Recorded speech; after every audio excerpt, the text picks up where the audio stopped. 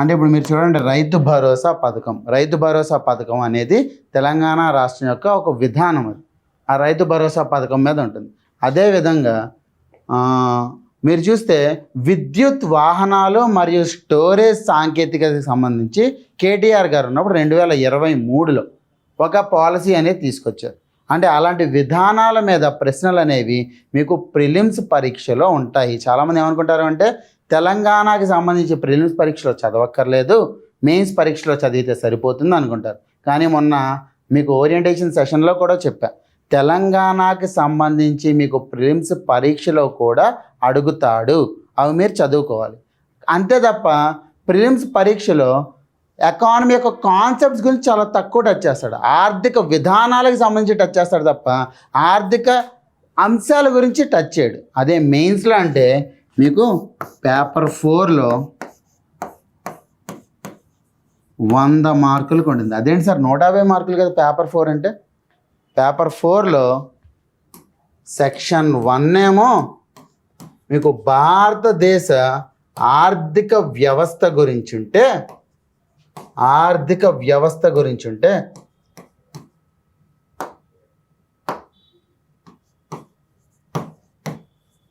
Section 2 ఏమో తెలంగాణ ఆర్థిక వ్యవస్థ గురించి ఉంటే, సెక్షన్ 3 వచ్చేసరికి ఏముందండి, ఈ ఆర్థిక అభివృద్ధి వల్ల కలిగే సమస్యల గురించి ఉంది. ఏం సమస్యలు ఉంటాయి ఆర్థిక అభివృద్ధి వల్ల?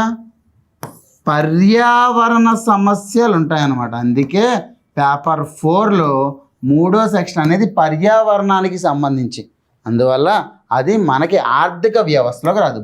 ఇండియన్ ఎకానమీలో కానీ తెలంగాణ ఎకానమీలో కానీ అది మనం చదువుకోం. అదవుతుందా? చదువుకుంటే నేను చెప్పను, వేరే క్లాస్లో చెప్తారు. అంటే మనకి సంబంధించిన సిలబస్ ఎంత ఉంది? 100 మార్కులకి సిలబస్ ఉంది. ఇప్పుడు సిలబస్ అనేది ఉంది ఓకే, కానీ మొట్టమొదటగా మనం ఫౌండేషన్ క్లాస్ చూస్తుంటే ఆర్థిక వ్యవస్థ అని మాటికి అంటున్నారు.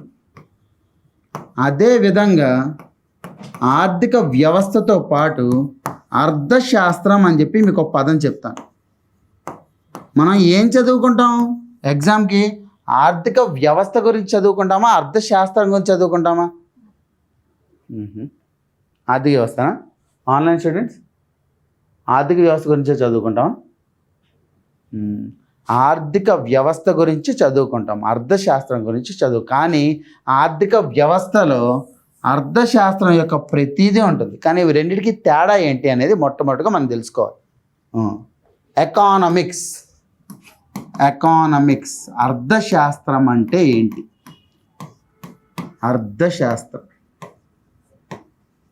ఇది ఫస్ట్ డెఫినేషన్ మనం తెలుసుకోబోయేది. ఇది తెలిస్తే ఎకానమీ సగం తెలిసిపోయినట్టు. అర్థశాస్త్రం అంటే ఏంటిది అర్థశాస్త్రం అంటే? ఆర్థిక వ్యవస్థ గురించి చదువుకోవడం. ఆర్థిక వ్యవస్థ అంటే అర్థశాస్త్ర సిద్ధాంతాన్ని చదువుకోవడం. అంటే అదంటే ఇది, ఇదంటే అది. కానీ ఇక్కడ ఏంటి అంటే అర్థశాస్త్రం అన్నారు. ఏదైనా దాంట్లో శాస్త్రం అనేది ఉందంటే అది అధ్యయనం అని, అదొక స్టడీ.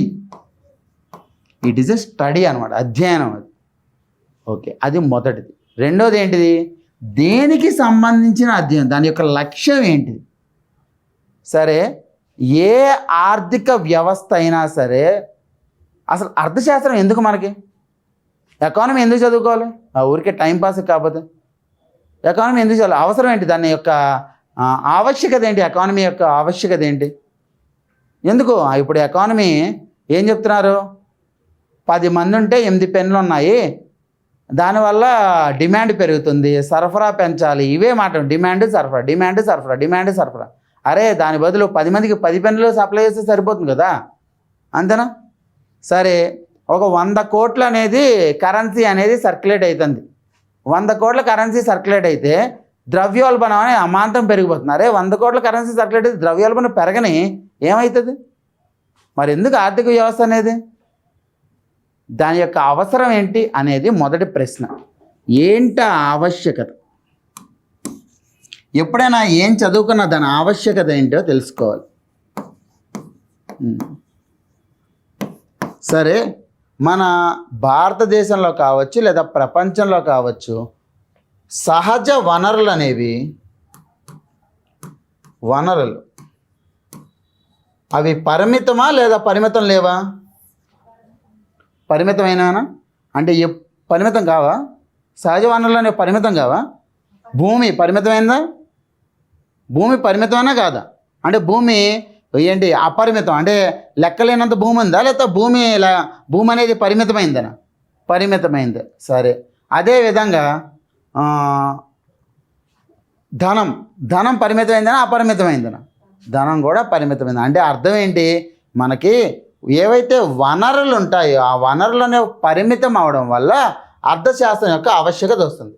అదే 10 మంది ఉన్నారు, నాకేమో కావాల్సినంత 10 ముడిసరుకు ఉంది, అప్పుడు ఏం చేస్తాను, నేను 10 మందికి కావాల్సిన సరఫరానే చేస్తాను. కానీ ప్రపంచంలో ఈ వనరులు అనేవి అందరికీ సమానంగా దొరకవు. బికాజ్ వాటి యొక్క లభ్యత అనేది లేదు, అంటే అపరిమిత లభ్యత లేదు, అవి పరిమితమైనవి. పరిమితమైన ఉన్నప్పుడు ఏం చేయాలి మనము? వాటి యొక్క వినియోగం అనేది సరైన విధంగా చేయాలి.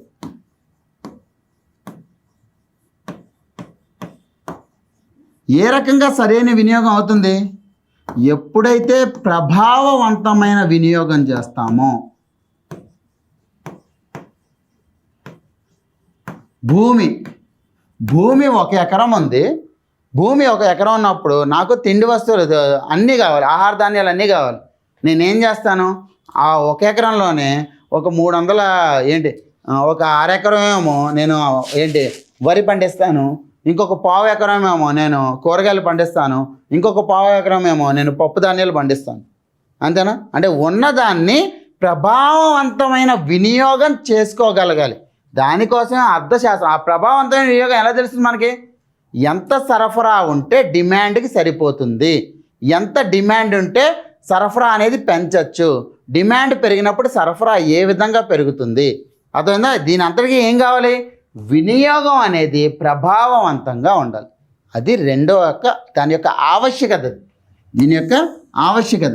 మూడోది, సార్ ఏ రకమైన వినియోగం సార్? ఏ కార్యకలాపాలు ఉంటాయి మనకి? ఆది కార్యకలాపాలు ఏముంటాయంటే, ఇప్పుడు మూడోది వచ్చి ఏంటంటే, ఆర్థిక వ్యవస్థలో ఎటువంటి కార్యకలాపాలు ఉంటాయి? అంటే ఆర్థిక వ్యవస్థలో ఎటువంటి అంశాలు ఉంటాయి? ఉత్పత్తి ఉంటుందా? ఓకే, ఉంటుంది. పంపిణీ ఉంటుందా? ఉంటుంది. మళ్ళీ వినియోగం ఉంటుందా? ఉంటుంది. మీరు ఏమన్నా చూడండి, ఆర్థిక వ్యవస్థలో మనం ఏం చదువుకున్నా అయితే ఉత్పత్తి ఉంటుంది, లేదా పంపిణీ ఉంటుంది, లేదా వినియోగం ఉంటుంది. ఈ 3 కార్యకలాపాలు మాత్రమే ఉంటాయి. అవునా కదా? అంటే మనము దేని యొక్క వినియోగం గురించి మాట్లాడుకుంటున్నాం? ఉత్పత్తికి కానీ పంపిణీకి కానీ లేదా వినియోగానికి కానీ ఆవశ్యకత ఉండే వస్తువుల గురించి మనం మాట్లాడుకుంటున్నాం. ఆవశ్యకత ఉండే వస్తువుల గురించి మనం మాట్లాడుకుంటాం. సరే, ఈ ఆర్థిక వ్యవస్థ వ్యక్తిగతమైందా లేదా సంస్థాగతమైందా? అంతేనా? అంటే ఏంటి, ఈ భారతదేశ ఆర్థిక వ్యవస్థ ఏ రకంగా ఉంది అని మాత్రం మనం చదువుకుంటామా? అంతేనా? ఒక వ్యక్తిగతంగా ఏ రకంగా వాళ్ళ యొక్క జీవన స్థాయిలు ఏ రకంగా ఉన్నాయి, వాళ్ళ యొక్క పేదరికం ఏ రకంగా మనం చదువుకున్నాం. అంటే ఏంటి, ఇక్కడ వ్యక్తిగతంగా చదువుతున్నాము మరియు వ్యవస్థీకృతంగా చదువుతున్నాము. అవునా కదా?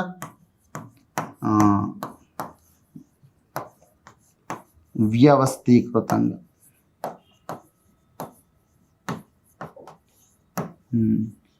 అర్థశాస్త్రం యొక్క నిర్వచనం ఏంటంటే, అర్థశాస్త్రం యొక్క నిర్వచనం ఒక వ్యక్తికి కానీ ఒక వ్యవస్థకి కానీ అవసరమైన వినియోగం కోసం, అవసరమైన ప్రభావవంతమైన వినియోగం కోసం మనం వనరుల ఆవశ్యకతకి ఉత్పత్తి కానీ పంపిణీ కానీ వినియోగం కానీ చేస్తే దీని యొక్క అధ్యయనాన్నే మనం అర్థశాస్త్రం అంటాం. అర్థశాస్త్రం అంటే ఏంటి?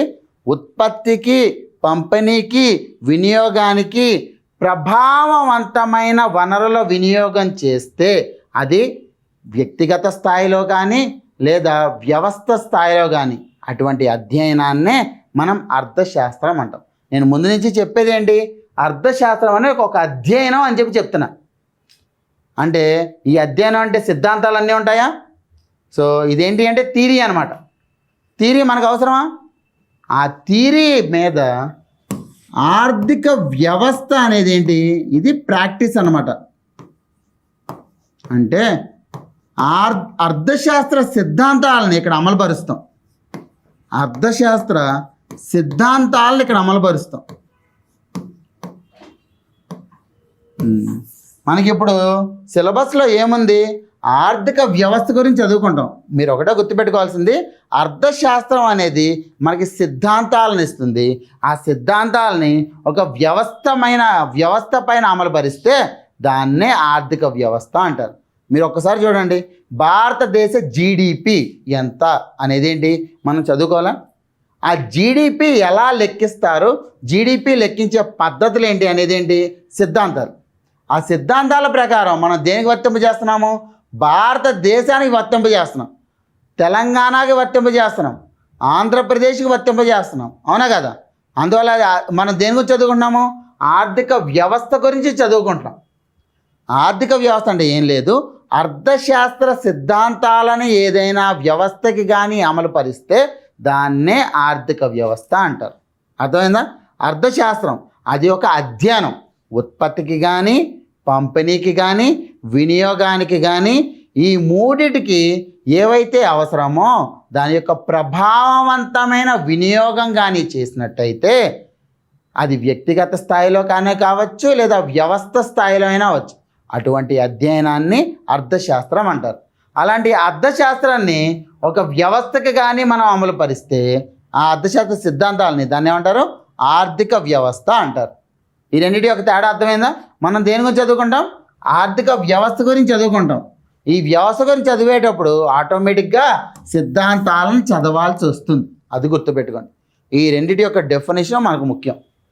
తర్వాత చాలాసార్లు ఏంటి అందరికీ తెలియాల్సింది ఏంటంటే అసలు ఆర్థిక కార్యకలాపాలు ఏంటివి, ఆర్థిక కార్యకలాపాలు.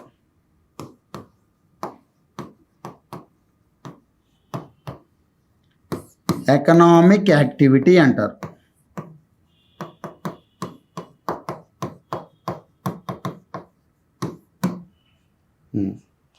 అసలు ఒక పనిని మనం ఆర్థిక కార్యకలాపంగా ఎప్పుడు పరిగణిస్తాం? ఇప్పుడు నేను క్లాస్ చెప్తున్నాను, ఇది ఆర్థిక కార్యకలాపాల్లోకి వస్తుందా? వస్తే ఎందుకు వస్తుంది? సేవా రంగంలోకి వస్తుంది అంటారా? ఓకే, ఎందుకు సేవా రంగంలో ఎందుకు పెట్టాలి? ఆర్థిక కార్యకలాపం కింద ఎందుకు మనం లెక్కిస్తాం? సరే, ఇంటి దగ్గర అమ్మ మీరు హౌస్ వైఫే కదా, మీకు ఒక బాబు ఉన్నాడా? సరే, మీ బాబుకి మీరు వంట చేస్తున్నారు, అది ఆర్థిక కార్యకలాపం కిందకు వస్తుందా? రాదా? అక్కడ పని జరుగుతుంది కదా. అయితే ఇంట్లో అయితే పని కాదా? ఇంట్లో పని చేస్తే పని కాదు, బయట పని చేస్తే పని. అది ఇది ఎలా అవుతుంది? ఇది అవ్వకూడదు కదా. అంటే అక్కడ ఏదో ఉంది, అవునా కదా? అది మనం తెలుసుకోవాలి. ఏంటిది అంటే ఆర్థిక కార్యకలాపాలు అంటే రెండు ఖచ్చితంగా ప్రమాణాలని అందుకోవాలి. ఒక ప్రమాణం ఏంటి అంటే అక్కడ ఒక పని జరిగి ఉండాలి, ఒక పని జరిగి ఉండాలి.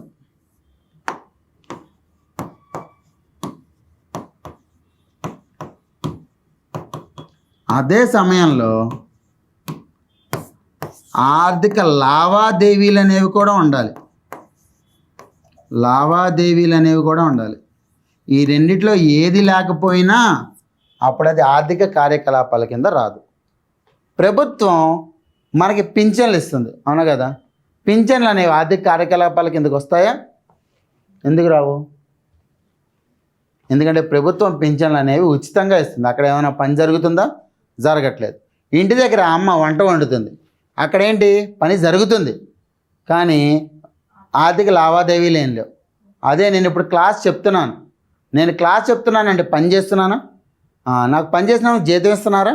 అంటే పని ఉంది, జీతం అంటే ఆర్థిక లావాదేవీలు ఉన్నాయి. అందువల్లే ఈ రెండు ఉన్నప్పుడు ఆర్థిక లావాదేవీలు అంటే ఆదాయం ఉండాలి, దానివల్ల ఆదాయం అనేది రావాలి.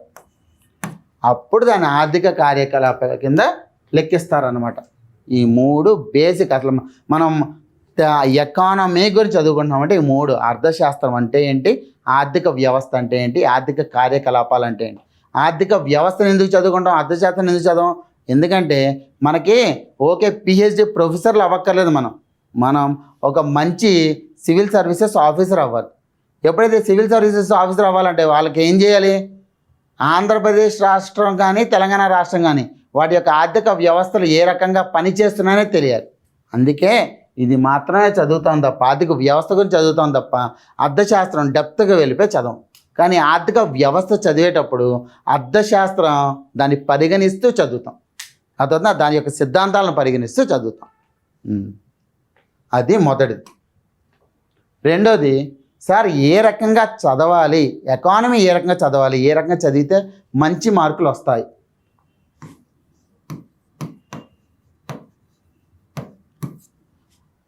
మీలో ఏ ఒక్కరైనా సరే ఈరోజు న్యూస్ పేపర్ చదివారా? న్యూస్ పేపర్ చదివారా? మనం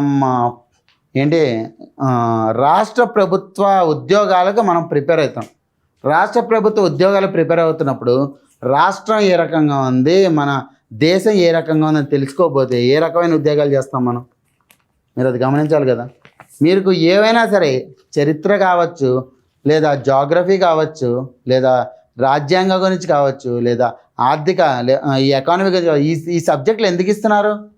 ఖచ్చితంగా మిమ్మల్ని ఏదో టెస్ట్ చేసి తీసుకోవాలన్నా లేదు. ఈ సబ్జెక్టులు అన్నీ కూడా మీకు పరిపాలనా సమయంలో ఉపయోగకరంగా ఉండేవి. అంటే ఇప్పుడు మీరు ఒక డిప్యూటీ కలెక్టర్ అవుతారు. డిప్యూటీ కలెక్టర్ అయిన తర్వాత ఒక డివిజన్లో ఒక డ్యామ్ కట్టాలి. మీరు ఏం చేయాలి, ఆ డ్యామ్ యొక్క అవసరం ఎంత, ఆ డ్యామ్ యొక్క ఖర్చు ఎంత అవుతుంది, ఆ డ్యామ్ వల్ల నష్టపోయేది ఎవరు, ఆ డ్యామ్ వల్ల ఆర్థిక వ్యవస్థ ఎంత మెరుగుపడుతుంది, ఇవన్నీ చూడాలా వద్దా? ఆ డ్యామ్ యొక్క దాని మృతికలు ఏ రకంగా ఉన్నాయి, నేలలు ఏ రకంగా ఉన్నాయి, అసలు అక్కడ నిలుస్తుందా లేదా, అవునా కదా, ఇవన్నీ చూడాలి లేదా? ఆ డ్యాము ముందే ఏమైనా డ్యాములు కట్టారా లేదా, దాని చరిత్ర ఏంటి, ఒకవేళ అక్కడి నుంచి జనాలు కదిలించేస్తే వాళ్ళు ఏ రకంగా నష్టపోతారు, అక్కడ అటవీ సంపద ఏ రకంగా ఉంది, అటవీ సంపదకి ఏ రకంగా నష్టం కలుగుతుంది, ఇన్ని వ్యవహారాలు చూసి అప్పుడు నేను డ్యామ్ అనేది కట్టాలి, అవునా కదా. మరి అవన్నీ తెలియాలి అంటే ఇవన్నీ తెలియాలి వద్దా? అంటే మీరు పేపర్ చదవాలా వద్దా? ఈ పేపర్ బేసిస్ మీద మీకు మార్కులు అనేవి వస్తాయి. మీకు ఈ పేపర్ మొదటి చూడండి,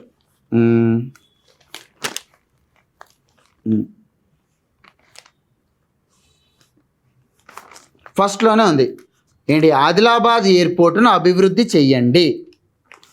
ఆదిలాబాద్ ఎయిర్పోర్ట్ను అభివృద్ధి చేయమంటున్నారు. అంటే మనం దేని గురించి చదువుకోవాలి, అసలు ఎయిర్పోర్ట్ అనేది ఏ మంత్రిత్వ శాఖ కిందకు వస్తుంది? విమానయాన మంత్రిత్వ శాఖ అనేది ఎప్పటి వరకు మొత్తం భారతదేశం మొత్తంలో ఎన్ని విమానాశ్రయాలను కట్టింది? తెలంగాణలో ఎన్ని విమానాశ్రయాలు ఉన్నాయి, ఆంధ్రప్రదేశ్లో ఎన్ని విమానాశ్రయాలు ఉన్నాయి? అసలు విమానాశ్రయం ఉంటే ఏ రకంగా ఆర్థిక వ్యవస్థ బలపడుతుంది, ఏ రకంగా విమానాశ్రయం ఉండడం వల్ల మన ఎగుమతులు పెరిగాయి, మన దిగుమతులు ఏ రకంగా పెరిగాయి, ఇవన్నీ మనం చదువుకోవాలా. అంటే ఏంటి, ఈ న్యూస్ పేపర్లో మీకు కేవలం హెడ్లైన్స్ మాత్రమే వస్తాడు. దీనికి సంబంధించి పరీక్ష ఆధారంగా సిలబస్లో ఏ రకంగా ఉంది. ఇప్పుడు సిలబస్లో మీకు మౌలిక వసతులు ఉన్నాయా లేదా? మౌలిక వసతులు ఉన్నాయంటే ఖచ్చితంగా మీరు ఎయిర్పోర్ట్ల గురించి చదువుకోవాలి. ఎయిర్పోర్ట్ గురించి చదువుకోకపోతే మీకు ఖచ్చితంగా మార్కులు అనేవి పోతాయి. ఎందుకంటే మౌలిక సదుపాయాల మీద ప్రశ్న వచ్చింది అంటే ఆదిలాబాద్ ఎయిర్పోర్టు ఏ రకంగా ఆ గిరిజన వ్యవస్థల్ని బలపరుస్తుంది, వాళ్ళ చేతిలో ఏ రకంగా నగదు లభ్యతను పెంచుతుంది, వాళ్ళకి ఆదాయాన్ని ఏ రకంగా సమకూరుస్తుంది, వాళ్ళ ఎగుమతులు దిగుమతులు. ఇప్పుడు ఆదిలాబాద్ ప్రాంతంలో ఏ రకమైన హార్టికల్చర్ పంటలు ఉన్నాయి? ఆదిలాబాద్ ప్రాంతంలో మనం భారతదేశంలో అత్యంత ఎక్కువగా పండిస్తున్నాం స్వీట్ ఆరెంజ్ అనేది ఆదిలాబాద్ ప్రాంతంలో చాలా ఎక్కువ ఉంది, అవునా కదా. కానీ ఈ స్వీట్ ఆరెంజ్ తెలంగాణ నుంచి నేను జమ్మూ కాశ్మీర్కి పంపాలి అని అనుకుందాం. ఎన్ని రోజులు పడుతుంది? ఒకవేళ నేను ట్రక్కులో వేసి పంపిస్తాను, ఎన్ని రోజులు పడుతుంది? ఓ 2 రోజులు పడుతుంది, అవును కదా. 2 రోజులు పట్టింది అంటే ఆ సమయానికి సగానికి సగం కుళ్ళిపోతాయి, అవునా కదా. మనం అప్పుడు ఏం చేయాలి, అక్కడ ఒక ఎయిర్పోర్ట్ వేయాలి. అక్కడ ఎయిర్పోర్ట్ వేసి అక్కడి నుంచి కాశ్మీర్కి ఏంటి, జపాన్కి, చైనాకి కూడా పంపించుకోండి, ఏమవుతుంది, తొందరగా వెళ్ళిపోతాయి. తొందరగా వెళ్ళిపోయినప్పుడు ఎగుమతులు పెరుగుతున్నాయా? సార్ అసలు ఏంటి వ్యవసాయ ఎగుమతుల కోసం ఈ రకంగా చేస్తారని మీరు నన్ను అడుగుతారు. కానీ మీరు చూస్తే ఆంధ్రప్రదేశ్లో అనంతపూర్ ప్రాంతంలో బనానా ఏంటిది అరటిపండు సాగు ఎక్కువగా ఉంటుంది. ఈ అరటిపండు సాగుకి ఏం చేశారు? విమానయాన శాఖ మంత్రి ఎవరండి? ఆంధ్రప్రదేశ్ నుంచి కింజవరపు రామ్మోహన్ నాయుడు ఏం చేశారు? అనంతపూర్లో ఒక ఎయిర్ స్ట్రిప్ అనేది కట్టారు. ఎయిర్ స్ట్రిప్ అంటే ఏంటంటే ఎయిర్పోర్ట్ అంటే ఏంటి, పూర్తి సదుపాయాలతో అన్ని రకాల ఫ్లైట్లు వస్తాయి, అవును కదా. ఎయిర్ స్ట్రిప్ అంటే ఏంటి, కేవలం ఒక రన్వే ఉంటుంది, ఆ రన్వే మీదే అప్పుడప్పుడు ఫ్లైట్లు వస్తూ ఉంటాయి. మీరు మొన్న చూస్తే విశాఖపట్నంలో ఏపీ గ్రూప్ 2 ర్యాంకర్ ఎవరైతే వేణు మన్నం ఉన్నారో ఆయనతో ఒక సెషన్ పెట్టించాం. ఆ సెషన్కి ఆయన కర్నూలు నుంచి విశాఖపట్నం రావాలి. కర్నూలు నుంచి విశాఖపట్నం రావాలంటే 15 గంటలు పడుతుంది. కానీ తగ్గించాలంటే ఎలాగా? కర్నూలులో ఎయిర్ స్ట్రిప్ ఉంది, అంటే ఒక రన్వే ఉంది. ఆ రన్వే మీద వారానికి 3-4 ఫ్లైట్లు వస్తాయి. ఆ ఫ్లైట్ కానీ బుక్ చేసామంటే ఏంటి, ఒక 2 గంటల్లో వచ్చేస్తారు, 15 గంటల బదులు. అదే ఎయిర్ స్ట్రిప్ ఏదైతే ఉందో నేనేం చేస్తున్నాను, కృషి ఉడాన్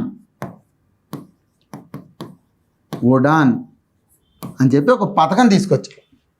ఈ పథకం దేనికి, ఏవైతే కృషి అంటే ఏంటంటే హిందీలో కృషి అంటే సాగు, వ్యవసాయాన్ని కృషి అంటారు హిందీలో. కృషి కోసం ఉడాన్ అంటే ఏంటి, ఉడే దేశ్ కా ఆమ్ నాగరిక్. ఇది ఏంటంటే మనం ఎయిర్పోర్ట్లు కట్టడానికి ఒక పథకం అన్నమాట, కేంద్ర ప్రభుత్వ పథకం. దీని కింద ఏం చేశాడు, కింజవరపు రామ్మోహన్ నాయుడు అనంతపురంలో ఒక ఎయిర్ స్ట్రిప్ వేసాడు. ఏదైతే మనకి అరటిపండ్లు ఉన్నాయి ఎక్కడి నుంచి ఫ్లైట్లో వెళ్తున్నాయి.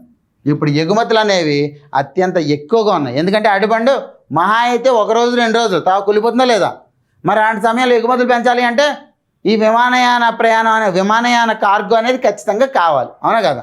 ఆ రకంగా మనకి విమానాశ్రయాలు అనేవి ఉపయోగపడతాయి, అర్థమైందా? ఎగుమతులు దిగుమతులు పెంచుకోవడానికి కూడా. అంటే కేవలం ఒక న్యూస్ నుంచి ఒక ప్రాంతం ఏ రకంగా మౌలిక సదుపాయాల అభివృద్ధి మరియు జీవన ప్రమాణాలను పెంపొందించుకోవాలో మనకి పూర్తి స్థాయిలో తెలుస్తుంది, అవునా కదా. మీరు ఈ విశ్లేషణ రాయాల్సింది ఎగ్జామ్లో రాయండి. మీకేంటి ఎగ్జాంపుల్ కావాలి. ఈ ఎగ్జాంపుల్ ఏంటి, ఆదిలాబాద్ ఎయిర్పోర్ట్ వస్తే గోండ్లు ప్రధాన లాంటి అణగారిన గిరిజన తెగలు ఏ రకంగా అభివృద్ధి చెందుతాయి. అసలు అభివృద్ధి అంటే ఏంటి, అణగారిన వర్గాలకి ఎక్కువ లాభం చేకూరిస్తే అదే అభివృద్ధి, అర్థమవుతుందా, అదే అభివృద్ధి. మరి అణగారిన వర్గాలు అయితే ఏమైతే గోండ్లు ఉన్నారో ప్రధానులు ఉన్నారో వీళ్ళందరూ కానీ అభివృద్ధి చెందితే తెలంగాణ అభివృద్ధి చెందినట్టే కాదా. మీరు తెలంగాణ చూసుకుంటే మొత్తం కూడా ఒకవేళ ఆర్ఆర్ఆర్ వస్తే హైదరాబాద్ ఉంటుంది, అన్నీ కూడా కేవలం 2 గంటలే పడతాయి, ఒక్క ఆదిలాబాద్ తప్ప. ఆదిలాబాద్ కూడా కొంత దూరంగా ఉండి ఒక 5 గంటలు పడుతుంది. అలాంటి సమయంలో ఆదిలాబాద్ నిర్లక్ష్యం చెందే అవకాశం ఉంటుందా? అదే ఎయిర్పోర్ట్ వేస్తే నిర్లక్ష్యం చెందకుండా దాని అభివృద్ధి అనేది చూసుకుంటూ నాగ్పూర్కి ప్రయాణం అనేది ఎక్కువ అవుతుంది, అవునా కదా. అది దాని యొక్క విశ్లేషణ. అంటే ఒక న్యూస్ పేపర్లో ఒక అంశం వల్ల ఎన్ని రకాల విశ్లేషణలు మనం రాయొచ్చు, ఎన్ని రకాల ఉదాహరణలు రాయొచ్చు. మీరు చూస్తే యూపీఎస్సి వాళ్ళు కూడా మన తెలంగాణ గ్రూప్ 1కి ఏపీ గ్రూప్ 1కి ప్రిపేర్ అవుతారు మీరు చూస్తే. కానీ యూపీఎస్సి వాళ్ళు ఎందుకు ఎక్కువ సక్సెస్ అవ్వరు? ఏపీ గ్రూప్ 1 కానీ తెలంగాణ గ్రూప్ 1 కానీ ప్రిపేర్ అయిన వాళ్ళు ఎక్కువ సక్సెస్ అవుతారు. ఎందుకంటే యూపీఎస్సి వాళ్ళు ఏం చేస్తారు, మనకి మౌలిక సదుపాయాల గురించి రాయమంటే వాళ్ళందరూ భారతదేశ పరంగా రాస్తారు. అంటే గోవాలో ఒక ఎయిర్పోర్ట్ స్టార్ట్ చేశారు, లేదా ముంబైలో ఒక ఎయిర్పోర్ట్ స్టార్ట్ చేశారు, ముంబైలో ఒక పోర్ట్ స్టార్ట్ చేశారు, కొత్త పోర్ట్ జవహర్లాల్ నెహ్రూ పోర్ట్ అని ఇంకోటి స్టార్ట్ చేశారు. ఇలా ఉన్నప్పుడు ఏమవుతుంది, భారతదేశ దృక్పథంలో రాస్తున్నారు తప్ప ఆంధ్రప్రదేశ్ తెలంగాణ దృక్పథంలో రాయట్లేదు. అదే మీరేం చేయాలి, మీరు ఒక ఆన్సర్ రాసేటప్పుడు ఆంధ్రప్రదేశ్ తెలంగాణ దృక్పథంలో ఎక్కువ ఉదాహరణలు కానీ ఇస్తే మీకు ఎక్కువ మార్కులు వేస్తాడు, అర్థమవుతుందా. ఆ రకంగా ఈ ఉదాహరణలని మీరు కలెక్ట్ చేసుకుని పెట్టుకోవాలి. ఎందుకంటే మనం ప్రిపేర్ అయ్యే దేనికి, గ్రూప్ 1కి. గ్రూప్ 1లో విశ్లేషణ ఎంత ఎక్కువగా చేయగలిగితే మీకు అంత ఎక్కువ మార్కులు వస్తాయి. అందులో ఆర్థిక వ్యవస్థలో కావాల్సిందే విశ్లేషణ.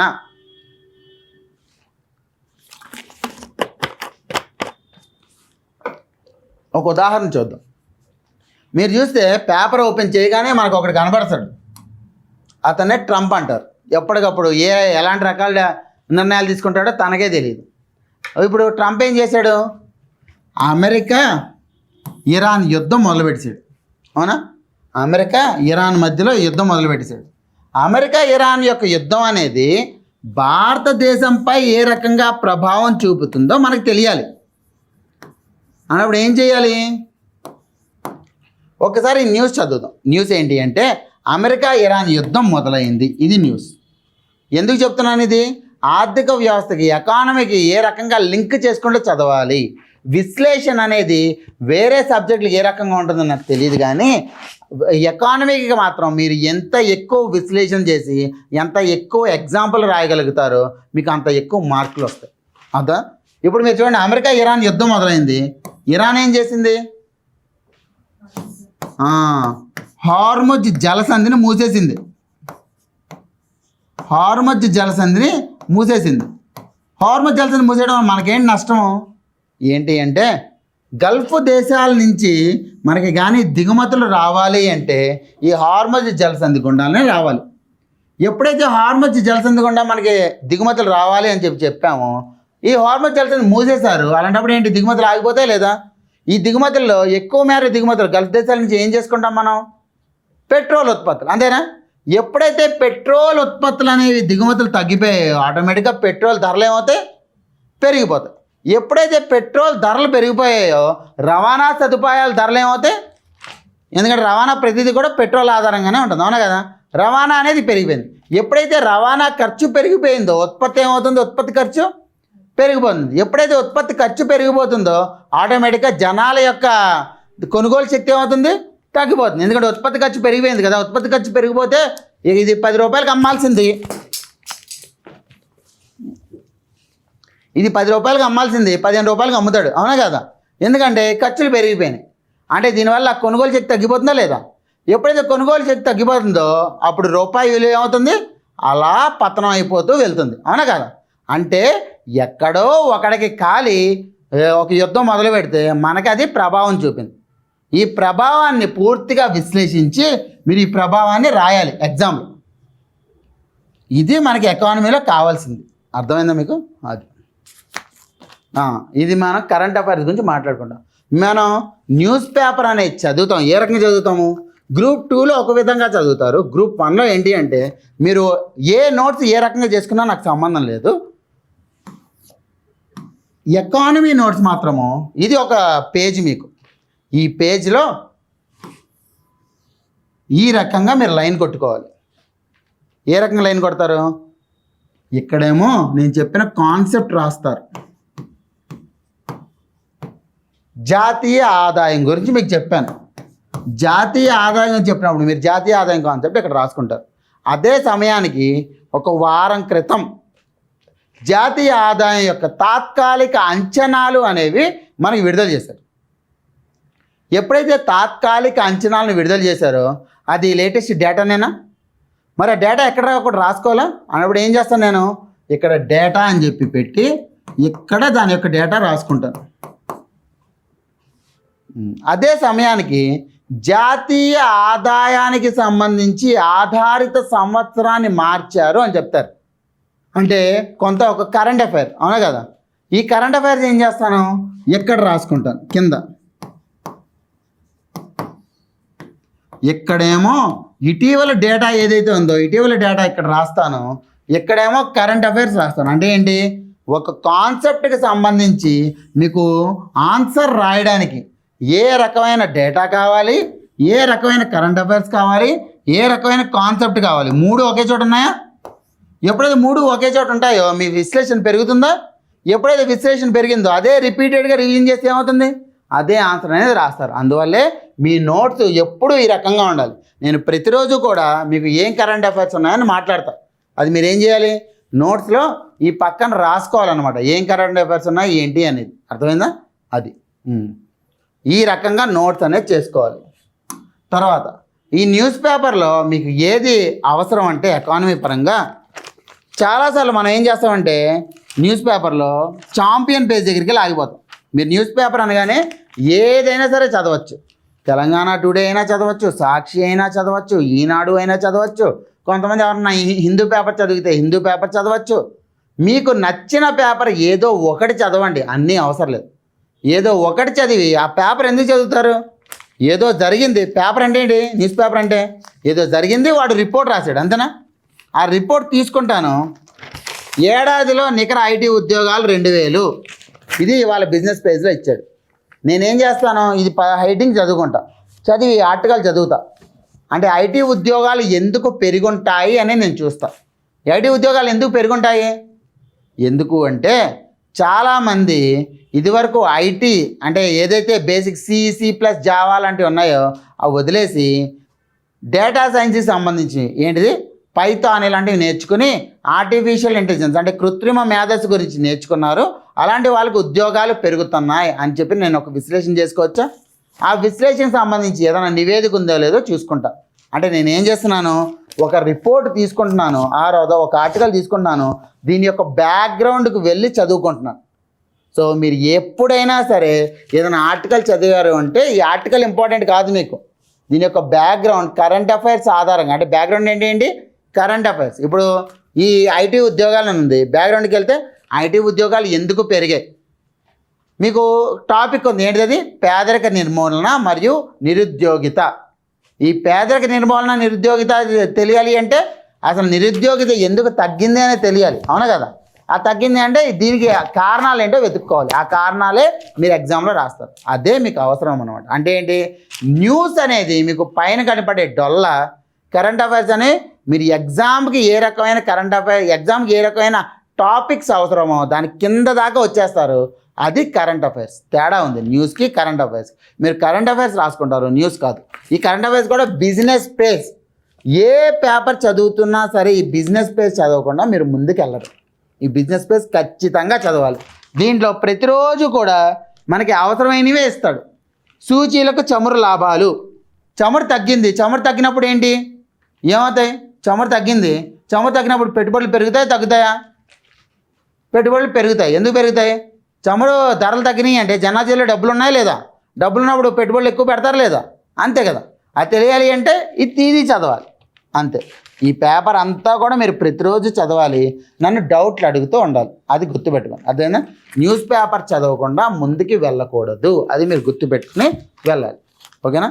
అది రెండోది. మూడోది, ఇదివరకు ప్రీవియస్ ఇయర్ క్వశ్చన్ పేపర్లో ఏ రకమైన ప్రశ్నలు ఇచ్చారో మనం ఏ రకంగా రాసుకోవాలి. సరే, గ్రూప్ 1 అనగానే ప్రశ్నలు ఏ రకంగా ఇస్తారు? ఏపీకి తెలంగాణకి ఏంటి అంటే, ఏపీ ఏమో గత సంవత్సరం 2025 మేలో ఎగ్జామ్ జరిగింది. ఎగ్జాక్ట్గా ఒక నెల క్రితం అంటే నెలకు ముందు ఏప్రిల్లో మీకు రూల్డ్ పేపర్ కాదు బాబు, వైట్ పేపర్ అనేసారు.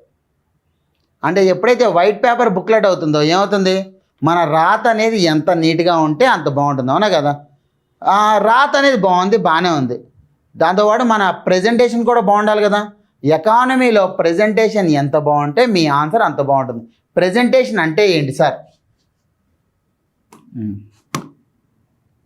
ప్రజెంటేషన్ అంటే 3 విషయాలు. ఒకటి, మీరు ఏ ప్రశ్న పైన రాస్తున్నారు అంటే ఏ అంశం పైన జవాబు రాస్తున్నారు, దీన్నే రిలవెన్స్ అంటారు. అంటే అడిగిన దానికి రాస్తున్నాడా, నీకు నచ్చింది రాస్తున్నారు, అది ఖచ్చితంగా తెలియాలి. రెండోది, ఎకానమీ అంటేనే మీరు కావాల్సినన్ని ఫ్లో చార్ట్లు వేసుకోవచ్చు.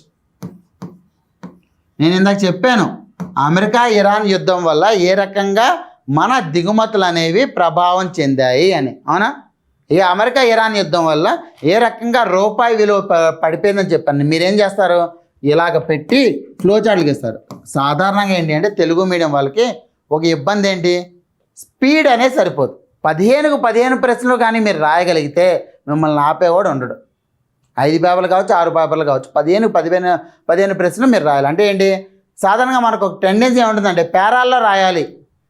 పేరాల్లో రాయకూడదండి. ప్రజెంటేషన్లో పేరాలు తీసేసేయాలి.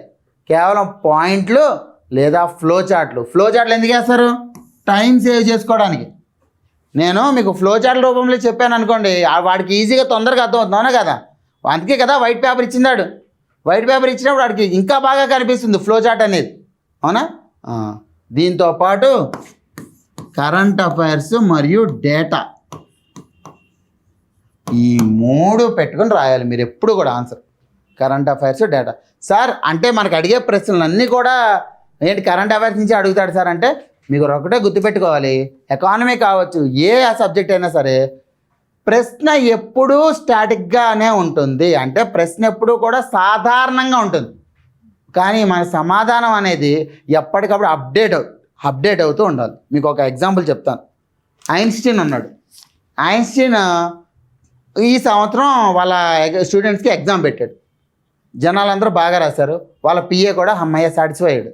నెక్స్ట్ ఇయర్ స్టూడెంట్స్కి మళ్ళీ ఎగ్జామ్ పెట్టాడు. బయటకు వచ్చి వాళ్ళ పిఏ అతను మాట్లాడుకుంటున్నారు. ఏంటి వాళ్ళ పిఏ ఏం చెప్పాడు, సార్ మీరు మర్చిపోయి లాస్ట్ ఇయర్ పేపర్ ఈసారి కూడా ఇచ్చేసారు సార్ అని.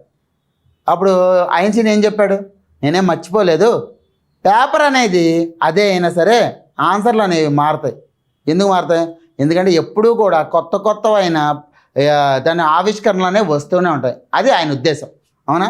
అదేవిధంగా ఎకానమీలో కూడా మీకు క్వశ్చన్లు అనేవి ఒకే రకంగా ఉంటాయి, కానీ ఆన్సర్లు అనేవి ఎప్పటికప్పుడు మారుతాయి. అది గుర్తుపెట్టుకోండి, ఓకేనా?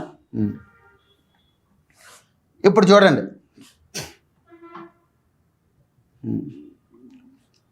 ఈ మొదటి ప్రశ్న చూడండి. భారతదేశపు కరెంటు ఖాతా లోటు మరియు అనుకూల చెల్లింపుల బ్యాలెన్స్కి కారణమవుతున్న అంశాల గురించి విశ్లేషించండి మరియు భారతదేశ ఆర్థిక వ్యవస్థ మీద వీటి ప్రభావాలను గురించి చర్చించండి. ఇక్కడ ఎక్కడన్నా 2025, 2024, 2023 లేదా ప్రస్తుత వ్యవహారాలకు సంబంధించి ఏమైనా క్వశ్చన్ అడిగాడా? లేదు. ఇక్కడ అడిగిన కాన్సెప్ట్ ఏంటి? Basic concept. కరెంటు ఖాతా లోటు ఏంటి, బ్యాలెన్స్ ఆఫ్ పేమెంట్స్ ఏంటి, ఏ రకంగా ఉంది అని అడుగుతున్నారు, అవునా? కానీ మీరు ఆ రాసే ఆన్సర్లో ఈ కరెంటు ఖాతా లోటు అనేది 2025, 26 ఏ రకంగా ఉంది, బ్యాలెన్స్ ఆఫ్ పేమెంట్లు అనేది ఏ రకంగా ఉంది అంటే ఏంటి, మీరు ప్రస్తుతం ఏ రకంగా ఉంది అనేది రాస్తారు. ఇదే ప్రశ్న 1990లో ఇస్తే ఒక రకంగా రాస్తారు, 2010లో ఇస్తే ఒక రకంగా రాస్తారు, 2026లో ఇస్తే ఒక రకంగా రాస్తారు. అర్థమవుతుందా? అంటే ఒక ప్రశ్న అనేది చాలా స్థిరత్వంగా ఉంటుంది, అంటే అసలు మారదు, జటిలంగా ఉంటుంది. అదే మీరు రాసే ఆన్సర్ అనేది ఎప్పటికప్పుడు మారుతూ ఉండాలి. అందుకే ప్రస్తుతానికి తగ్గట్టు రాయాలి. అర్థమైందా? అది. రెండోది క్వశ్చన్ చూద్దాం. పోనీ, భారత తయారీ రంగం వృద్ధికి మౌలిక సదుపాయాల అడ్డంకులు ఎలా ఆటంకం కలిగిస్తున్నాయో చర్చించండి. వాటికి పరిష్కరించడానికి ఏ చర్యలు తీసుకోవచ్చు? దీంట్లో ఏమన్నా కరెంట్ అఫైర్స్ అడిగాడా? భారతదేశంలో మౌలిక సదుపాయాలు కల్పించడానికి ఎలాంటి ఆటంకాలు ఉన్నాయి, ప్రస్తుతం ఏ రకమైన చర్యలు తీసుకున్నారు, సవాళ్ళు ప్రస్తుతం ఏ రకంగా. మీరు ఏంటి అంటే మౌలిక సదుపాయాల కల్పనలో 1990లో ఉండే సవాళ్ళు ఏంటివి? అప్పుడు మన దగ్గర డబ్బులు లేవు, అంత డబ్బులు లేవు, అవునా? ఇప్పుడు డబ్బులు ఉన్నాయా? డబ్బులు కావాల్సినంత ఉన్నాయి. అంటే అప్పుడు సవాళ్ళు ఇప్పుడు సవాళ్ళు ఒకటైతే లేదు. ఇప్పుడు రకరకాల సవాళ్ళు వస్తున్నాయి. ఏంటి? మౌలిక సదుపాయాలపై ఖర్చు పెట్టే కంటే కూడా మన వాళ్ళు పథకాలపై ఖర్చు పెట్టే వ్యయం అనేది ఎక్కువ ఉంటుంది. ఎప్పుడైతే పథకాలపై ఖర్చు పెడతారో వ్యయాన్ని, అప్పుడేమవుతుంది, దాని నుంచి ఏమన్నా మనకి ఆదాయం వస్తుందా? దమ్మిడి ఆదాయం లేదు. అదే మౌలిక సదుపాయాలపై ఖర్చు పెడితే ఆదాయం వస్తుంది, అవునా కదా? అంటే మౌలిక సదుపాయాలపై ఎక్కువ ఖర్చు పెట్టాలి. అలాంటి ఖర్చు పెట్టే తరహాలో ఇదివరకు ఏంటి, ప్రభుత్వమే ఖర్చు పెట్టేది.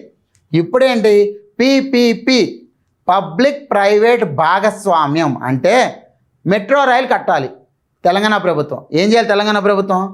మెట్రో రైలు ప్రాజెక్ట్ అనేది ఎవరో ఒకరికి ఇచ్చేసేయాలి. అంటే ప్రభుత్వాందే అది. కానీ ఎల్ఎన్టీ సంస్థ ఏం చేసింది, కట్టి కొన్నాళ్ళు నడుపుకొని అప్పుడు ప్రభుత్వానికి ఇస్తుంది. కట్టినప్పుడు ఏంటి, దానికి ఖర్చు పెడుతుంది. కొన్నాళ్ళు నడిపినప్పుడు ఏంటి, ఖర్చుకు ఆదాయం వచ్చేస్తుంది. ఆదాయం వచ్చిన తర్వాత ఆ ప్రాజెక్ట్ని ప్రభుత్వానికి హ్యాండ్ ఓవర్ చేసేస్తుంది. అంటే పబ్లిక్ ప్రైవేట్ భాగస్వామ్యం ఉన్నట్టా లేనట్టా? ఉన్నట్టు. అంటే అర్థం ఏంటి, అది ప్రస్తుతం సవాల్ని కొంత ఏంటి నిధుల లభ్యత ఉందా లేదా? ఇప్పుడు నిధుల లభ్యత అనేది ఉంది. అప్పట్లో అలాంటివి ఉన్నాయా? లేదు, నిధుల లభ్యత లేదు. అంటే ఏంటి, అప్పుడుండే సవాళ్ళు వేరు, ఇప్పుడుండే సవాళ్ళు వేరు. కానీ ఇదే ప్రశ్నని నేను 1990లో అడగచ్చు, 2010లో అడగచ్చు, 2026లో అడగచ్చు. అర్థమైందా మీకు ఏ రకంగా రాయాలి అనేది? అది ప్రశ్నలు ఎప్పుడూ స్టాటిక్గానే ఉంటాయి, మీరు ఇది గుర్తుపెట్టుకోవాలి. ఆన్సర్లు డైనమిక్గా ఉండాలి. అది సరే, మొదటి ప్రశ్న చూడండి. మీకు సిలబస్ చూస్తే మొదటిదే ఏంటి, భారత ఆర్థిక వ్యవస్థలో ఎటువంటి సవాళ్ళు ఉన్నాయి అనేది మొదటి టాపిక్ ఏపీ వాళ్ళకి. దానికి తగ్గట్టే సవాళ్ళే ఇచ్చాడా. కిందేమో మౌలిక సదుపాయాలకి తగ్గట్టు సవాళ్ళే ఉన్నాయి, పైదేమో కరెంట్ ఖాతా లోటు యొక్క సవాళ్ళు ఏంటి, కరెంట్ ఖాతా లోటు పెరగడానికి సవాళ్ళు ఏంటి. ఇది ప్రస్తుతం భారతదేశంలో ఎటువంటి సమస్యలు ఉన్నాయి దానికోసం ఇచ్చిన ప్రశ్న అనమాట. రెండోది ద్రవ్య విధానం, ఆర్థిక విధానం. ఈ రెండు కూడా ముందు చాలా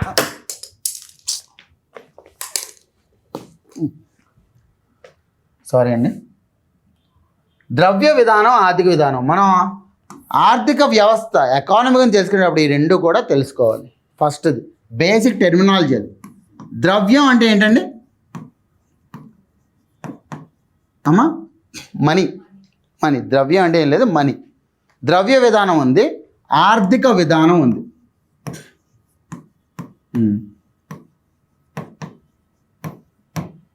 భారతదేశంలో ఆర్థిక వ్యవస్థ పరంగా నిర్ణయాలు తీసుకునేది ఎవరు అమ్మా? భారతదేశంలో ఆర్థిక వ్యవస్థ పరంగా నిర్ణయాలు తీసుకునేది ఎవరు? గుడ్ ఈవినింగ్ అమ్మండి దివ్య గారు. మిమ్మల్ని అన్మ్యూట్ చేస్తున్నాను, మీరు కూడా ఆన్సర్లు చెప్పండి. ఎవరు తీసుకుంటారు నిర్ణయాలు? ప్రభుత్వం తీసుకుంటుందా? ఏ రకమైన నిర్ణయం ప్రభుత్వం తీసుకుంటుందా? లేదు. ఆర్థిక వ్యవస్థ అంటే రెండు రకాల విధానాలు ఉంటాయి. వ్యవస్థలో ద్రవ్య విధానం ఉంటుంది, ఆర్థిక విధానం ఉంటుంది. ద్రవ్య విధానం అంటే ఏ రకంగా మనీ సప్లై అనేది అవుతుంది, అంటే మన మనీ అనేది సర్క్యులేషన్లో 100 కోట్లు ఉండాలా, 200 కోట్లు ఉండాలా, ఎంత మనీ ఉండాలి అని డిసైడ్ చేసేదేమో భారతీయ రిజర్వ్ బ్యాంక్, ఆర్బీఐ. దీనికి సంబంధించిన నిర్ణయాలన్నీ ఆర్బీఐ తీసుకుంటుంది.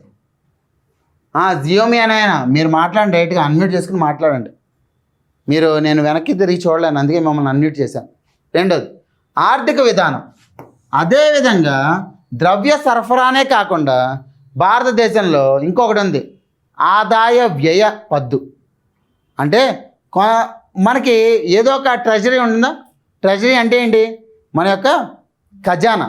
అవునా? ఏ దేశానికైనా సరే ఖజానా ఉంటుందా? ఆ ఖజానాని ఎవరి ఆధీనంలో ఉంటుంది? ప్రభుత్వం ఆధీనంలో ఉంటుంది, పార్లమెంట్ ఆధీనంలో ఉంటుంది. అవునా కదా? ఆ ఖజానాకి ఎంత డబ్బులు వస్తున్నాయి, ఆ ఖజానా నుంచి ఎంత ఖర్చు అవుతుంది, ఈ పద్ధతి ఎవరు చేస్తారు? ప్రభుత్వం చేస్తుంది. అంటే ఆర్థిక విధానం అంటే ప్రభుత్వం ఆదాయ వ్యయ పద్దు అనమాట. ఆదాయ వ్యయ పద్దు. తెలంగాణ వాళ్ళకేమో ఈ ద్రవ్య విధానం అనేది లేదు, బ్యాంకింగ్ లేదు మీకు.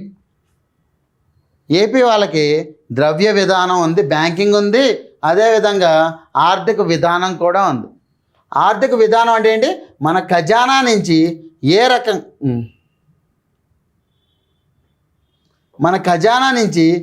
ఏ రకంగా ఆదాయ వ్యయాలు అనేవి చేస్తామో దాన్నే ద్రవ్య విధానం అంటారు. అర్థమైందా? అది. తర్వాత ఈ ప్రశ్న ఒక్కసారి చూద్దాం.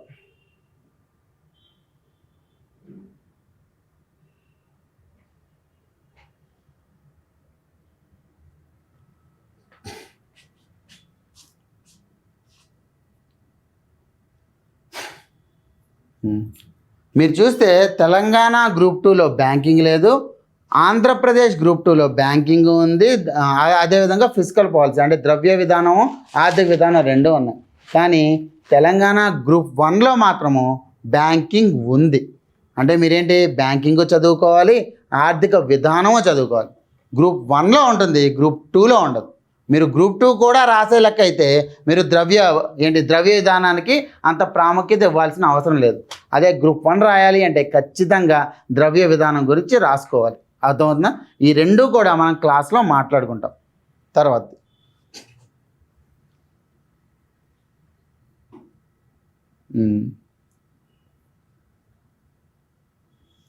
భారతదేశంలో ద్రవ్య విధానం మరియు ఆర్థిక విధానంతో ముడిపడిన అంశాల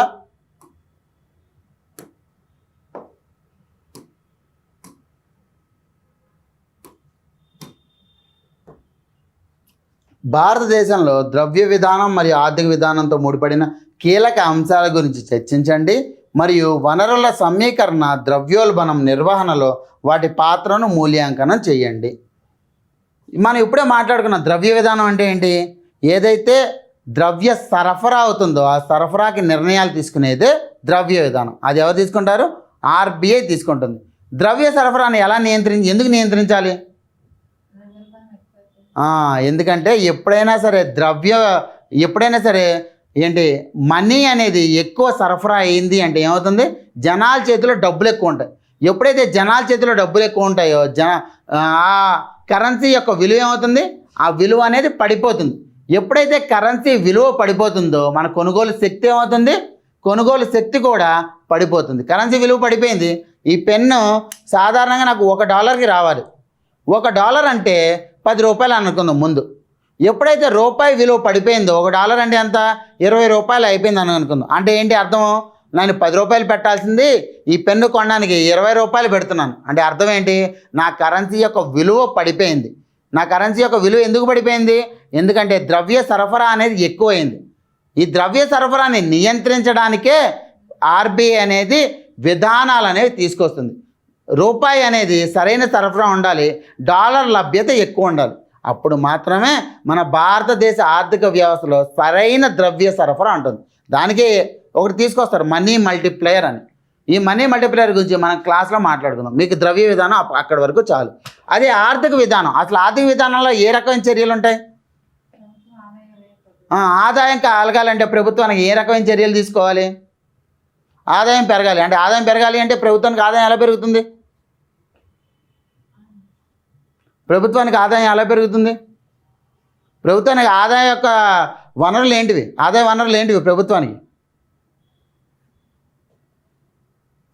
ప్రభుత్వానికి ఆదాయం ఏ రకంగా వస్తుంది? అంతే కదా, పన్నుల ద్వారానే ఆదాయం వస్తుంది, అంతే కదా. లేదా ఫీజులు అవి కలెక్ట్ చేసుకుంటారు.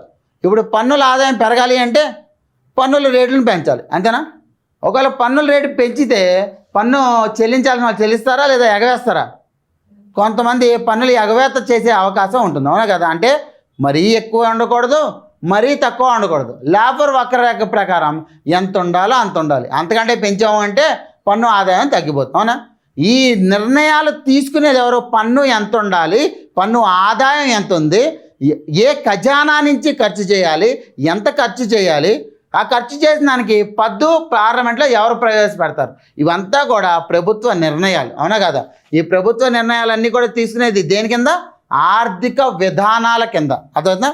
అదేవిధంగా నేను ఇందాక చెప్పాను, మౌలిక సదుపాయాలపైన ఖర్చు పెట్టాలా లేదా జనాలకు ఇచ్చే పథకాల మీద ఖర్చు పెట్టాలా? జనాలకు ఇచ్చే పథకాలు కూడా అవసరమే కదా. సంక్షేమం మనదేంటి? సంక్షేమ రాజ్యం అంటే జనాలకి పథకాలు ఇవ్వాలి. జనాలకి పథకాలు ఇవ్వాలా, మౌలిక సదుపాయాలుగా ఖర్చు పెట్టాలా? నువ్వు మౌలిక సదుపాయాలను ఖర్చు పెట్టి దాని నుంచి వచ్చే ఆదాయంతో జనాలకు పథకాలు, అవునా. రెండు కూడా సమంగా వెళ్తూ ఉండాలి. దేనికి ఎక్కువ ఖర్చు పెట్టాలి, దేనికి తక్కువ ఖర్చు పెట్టాలి. గత సంవత్సరం దేనికి ఎక్కువ ఖర్చు అయింది, దేనికి తక్కువ ఖర్చు అయింది, ఏ రకమైన పన్నులు ఎక్కువ ఉన్నాయి, ప్రత్యక్ష పన్నులు ఎక్కువ ఉన్నాయా, పరోక్ష పన్నులు ఎక్కువ ఉన్నాయా, జిఎస్టీ అనేది ఏ రకమైన పన్ను, ఆదాయ పన్ను అనేది ఏ రకమైన పన్ను, ఇవన్నీ కూడా ఆర్థిక విధానంలో భాగం. ఆర్థిక విధానాన్నే పబ్లిక్ ఫైనాన్స్ అంటారు. ఈ పబ్లిక్ ఫైనాన్స్ అనేది కూడా మనం మాట్లాడుకుంటాం. ఈ క్వశ్చన్ ఏం అడిగాడు? భారతదేశంలో ద్రవ్య విధానం మరియు ఆర్థిక విధానంతో ముడిపడిన కీలక అంశాలను చర్చించండి మరియు వనరుల సమీకరణ ద్రవ్యోల్బణం నిర్వహణలో వాటి పాత్ర మూల్యాంకనం చేయండి. ఇది 1990లోనూ 2010లోనూ ఇప్పుడు కూడా అడగచ్చు, అవునా కదా. మీరు ఇన్ని ప్రశ్నలు చూసిన తర్వాత కూడా మీకు అర్థం అవ్వాల్సింది ఏంటి?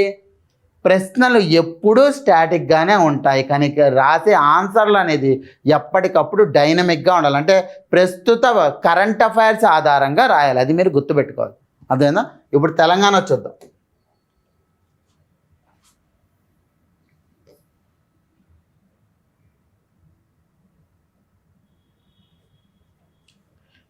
అమ్మా దివ్య, ఈ ఏవైతే ఉన్నాయో టీచింగ్ పేపర్స్ అనేవి మీకు ఇచ్చి దాని తర్వాత వేరే మెటీరియల్ అనేది ఇచ్చారు. ఈ వేరే మెటీరియల్ అనేది ఆల్రెడీ ఒకసారి ఫ్రంట్ ఆఫీస్కి మెసేజ్ చేయి. నువ్వు ప్రతి సెషన్లోనే అడిగితే ప్రతి సెషన్లో నీకు చెప్తున్నాను, మళ్ళీ అదే అడుగుతున్నావు. ఓన్లీ టీచింగ్ పేపర్స్ మాత్రమే కాదు, వేరే మెటీరియల్ కూడా ఇచ్చారు. ఆ మెటీరియల్ ఒక్కసారి చూడమ్మా, నువ్వు అది షేర్ చేస్తారు, అర్థమైందా? అది తర్వాత తెలంగాణకి సంబంధించి మొదటిది చూద్దాం.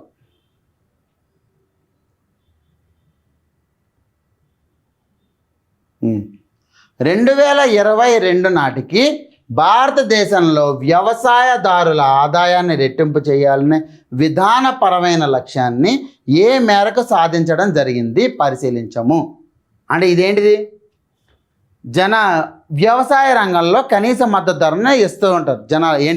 ఏదైతే వ్యవసాయం చేస్తూ ఉంటారో రైతులు కనీస మద్దతు ధర ఇస్తూ ఉంటారు. దాన్ని 150% పెంచారు.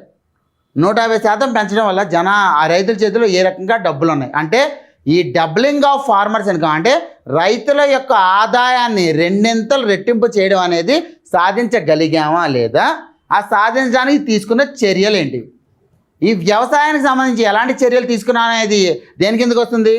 ఆర్థిక విధానం కిందకు వస్తుంది. ఆ ఆర్థిక విధానంలో ఎలాంటి పథకాలు ప్రవేశపెట్టారో మీరు రాయాలి. ఇదేంటిది? 2022 నుంచి ఇప్పటి వరకు అంటే ఏంటి? 22 పథకాలు రాస్తే సరిపోతుందా? ప్రస్తుత పథకాలు కూడా రాయాలి. గత 4 ఏళ్ళకి ఈ ప్రశ్న అడగచ్చు కదా, అవునా? అది అంటే ఏంటి?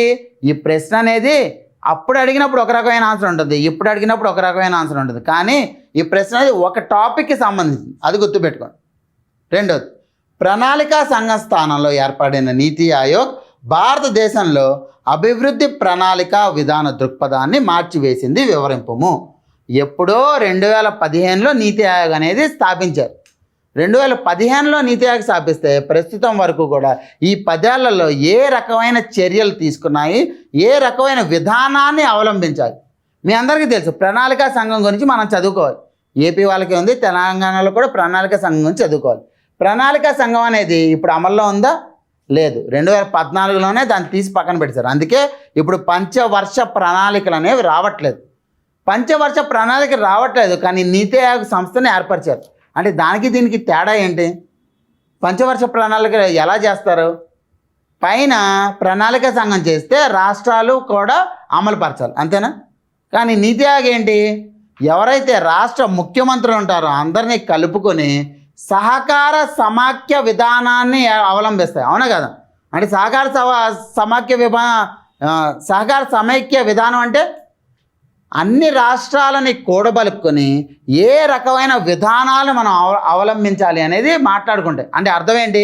జనాల మీద అలా ఇంపోజ్ చేసేసే అందరూ చర్చించుకొని ఏది మంచిదో అది వాళ్ళందరూ అవలంబిస్తారు.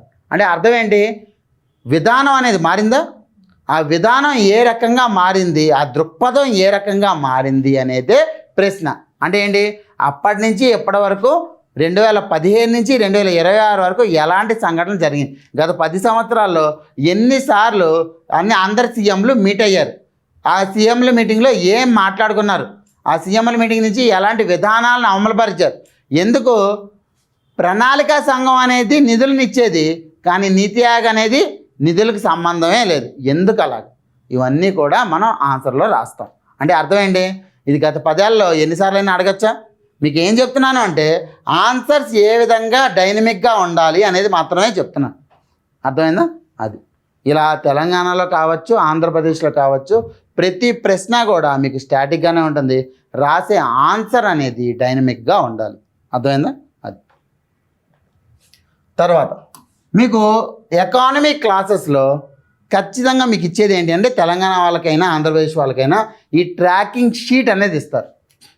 ఇది గ్రూప్ 1 ఇంగ్లీష్ మీడియం వాళ్ళ ట్రాకింగ్ షీటు, అదేవిధంగా తెలుగు మీడియం వాళ్ళకి కూడా ట్రాకింగ్ షీట్. ట్రాకింగ్ షీట్ అంటే ఏంటి? మీకు ఏదైతే సిలబస్ ఉందో ఆ సిలబస్నే భాగాలుగా చేసి మీకు ఇస్తారు. ఆర్థిక వ్యవస్థలో ఎటువంటి రంగాలు ఉన్నాయి, ఒక్కొక్క రంగంలో ఎటువంటి జాతీయ ఆదాయం ఉంది, అండ్ ఒక్కొక్క రంగంలో అసలు ప్రణాళిక సంఘం ఏంటిది, ప్రణాళిక సంఘ విధానాలు ఏంటి, ఎప్పటివరకు ఎన్ని ప్రణాళికలు జరిగాయి, నీతి ఆయోగ్ ఏంటి, నీతి ఆయోగ్ విధానాలు ఏంటి, ఇవన్నీ కూడా ఒక్కొక్కటి ఒక్కొక్క టాపిక్. ఇది మీకు ట్రాకింగ్ షీట్. పక్కన ఏ రోజు కవర్ అయింది, దీని పక్కన కవర్ అయిందా లేదా. ఈ ట్రాకింగ్ షీట్ అనేది తెలంగాణకి ఇస్తారు, ఏపీకి ఇస్తారు. ఎందుకు సార్ అంటే ఎందుకంటే ఏ టాపిక్ మనం మాట్లాడుకున్నాము ఆ టాపిక్ అనేది మీకు పరీక్షాపరంగా ఏ విధంగా ఉపయోగపడుతుంది అనేది మీకు తెలియాలి, అవునా కదా?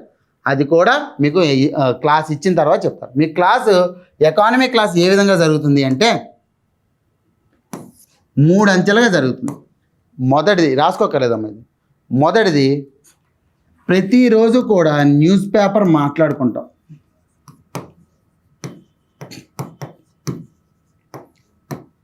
రెండోది మీరు ప్రతిరోజు కూడా మీకు 5:30కి మీకు ఎగ్జామ్ మీకు క్లాస్ టైమింగ్స్ ఏంటి 2:30 నుంచి 5 వరకు, 5:30 నుంచి 8 వరకు 2 క్లాసులు ఉంటాయి.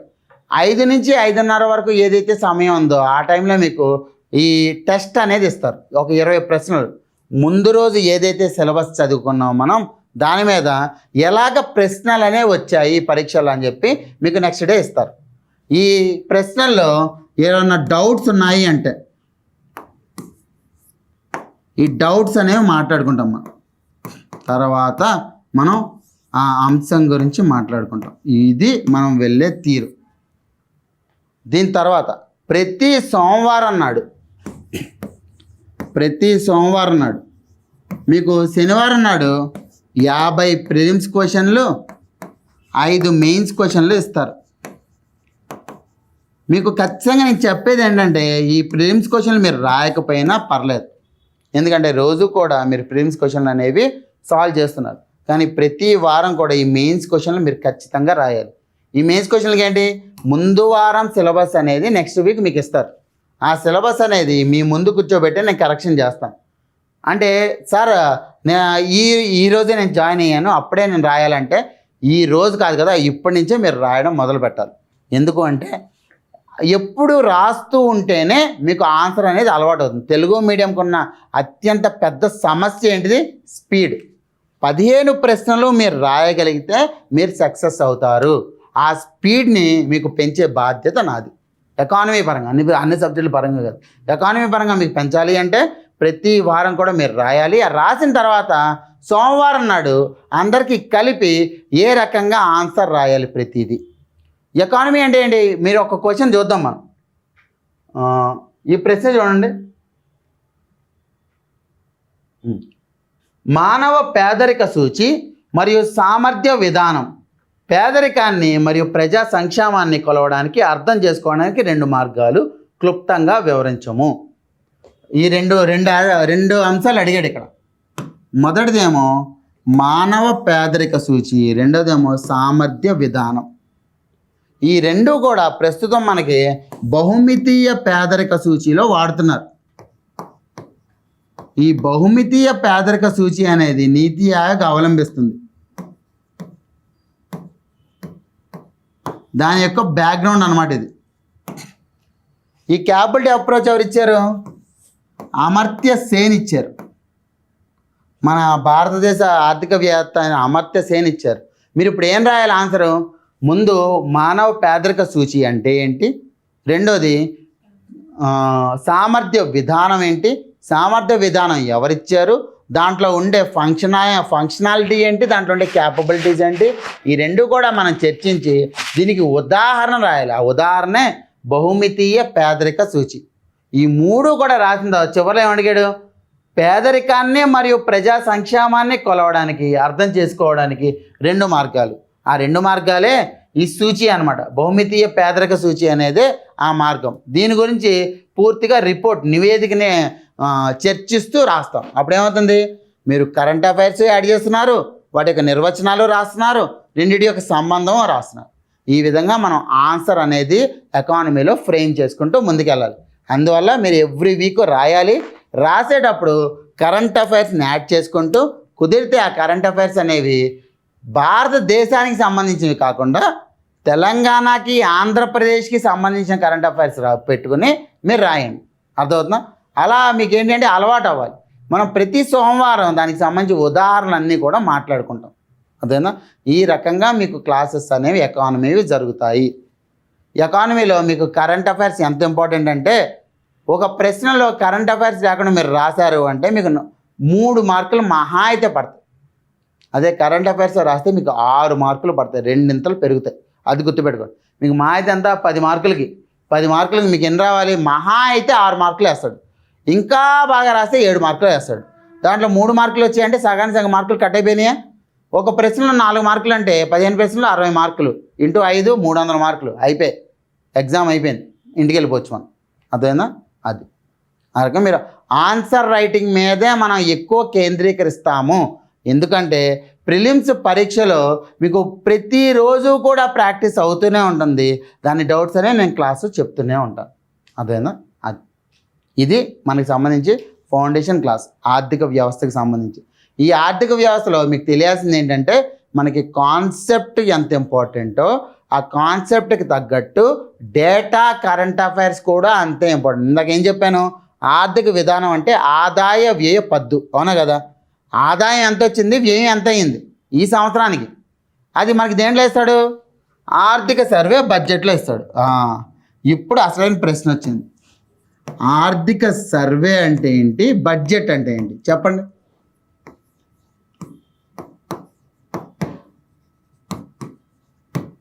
రెండు ఉన్నాయి కదా. బడ్జెట్ అంటే వచ్చే సంవత్సరానికి ఇచ్చే పద్దు, అంటే కేటాయింపులు ఏ రకంగా ఉంటాయి వచ్చే సంవత్సరానికి ఇచ్చే పద్దు. అదే ఆర్థిక సర్వే అంటే మునుపటి సంవత్సర పద్దు, మునుపటి సంవత్సర పద్దు.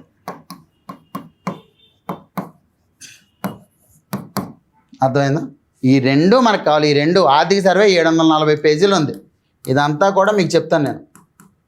ఆర్థిక సర్వే 740 పేజీలు ఉంది. ఇదంతా కూడా మీకు చెప్తాను నేను. బడ్జెట్ కూడా మనం క్లాస్లోనే జాతీయ ఆదాయం గురించి మాట్లాడుకునేటప్పుడు జాతీయ ఆదాయం గురించి మాట్లాడుకుంటాం.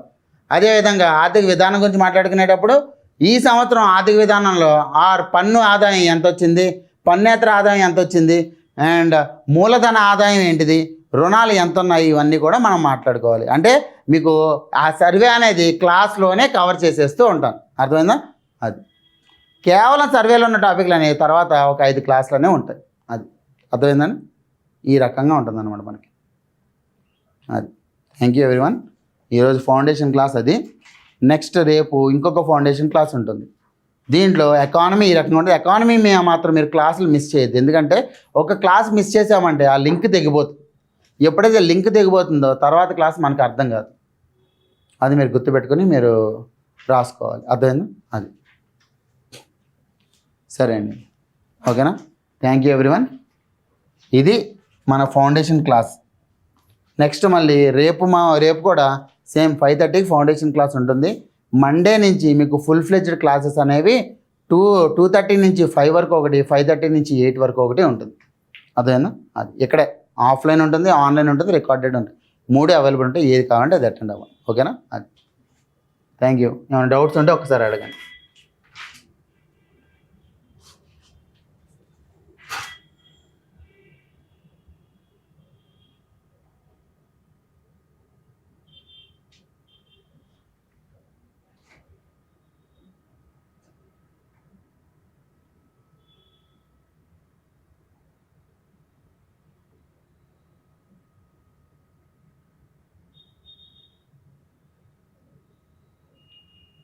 అమ్మ దివ్య, ఒక్కసారి నేను ఫ్రంట్ ఆఫీస్ వాళ్ళతో మాట్లాడి నీకు నేను ఫోన్ చేస్తాను.